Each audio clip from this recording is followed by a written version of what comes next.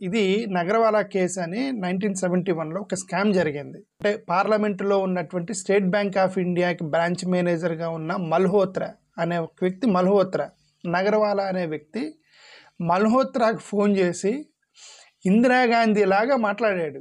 60 లక్షలు ఇమ్మీడియట్గా పంపించు, నేను ఇందిరాగాంధీని మాట్లాడుతున్నానని చెప్పేసి నగరవాలా అనే వ్యక్తి మిమిక్రీ చేసి మల్హోత్రాకు ఫోన్ చేసి 60 లక్షలు ఇవ్వు, రేపొద్దున వచ్చి నువ్వు ఆఫీసులో ఆ రిసిట్ తీసుకో అని చెప్పాడు అనమాట.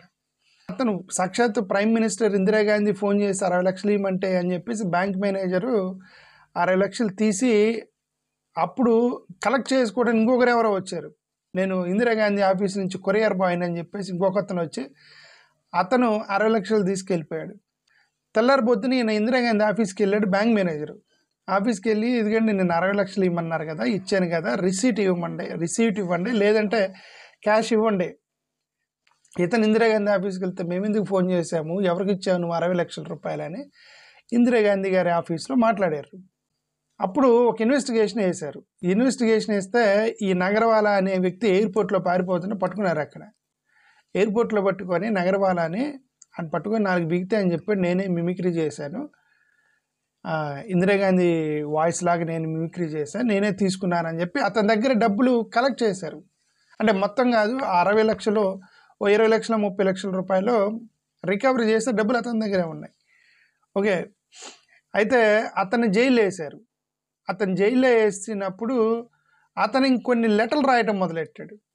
జైల్లో ఉండి నాకు ఇందిరాగాంధీకి చాలా సంబంధాలు ఉన్నాయి, నేను బయటకు వచ్చి మొత్తం బయట పెట్టానంటే దేశం షేక్ అయిపోయింది అని జైల్లో కూర్చొని లెటర్లు రాయటం మొదలెట్టాడు అతను. ఆ జైల్లోనే హార్ట్ అటాక్ వచ్చి చనిపోయాడు.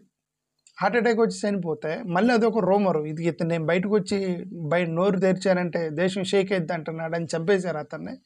జైల్లోనే చంపేశారని అదొక రూమర్ వచ్చేసింది. అసలు ఈ కేసు మొత్తం మీరు స్టడీ చేయడానికి రెడ్డి కమిషన్ ఇస్తే రెడ్డి కమిషన్ మొత్తం చదివి దీనికి ఇందిరాగాంధీకి ఎలాంటి సంబంధం లేదు, అంటే ఆధారాలు లేవు, తనే మిమిక్రీ చేశాను, తనే కన్ఫెస్ చేశాడు, 60 లక్షలు తీసుకున్నాడు, జైల్లో చనిపోవడానికి కారణం కూడా హార్ట్ అటాక్ ద్వారా చనిపోయాడు తప్ప పోస్ట్ మార్టం రిపోర్ట్లో ఎలాంటి సస్పిషన్ లేదు, ఓన్లీ హార్ట్ అటాక్తో చనిపోయాడని రెడ్డి కమిషన్ ఇచ్చింది. ఇప్పుడు అది కేసు.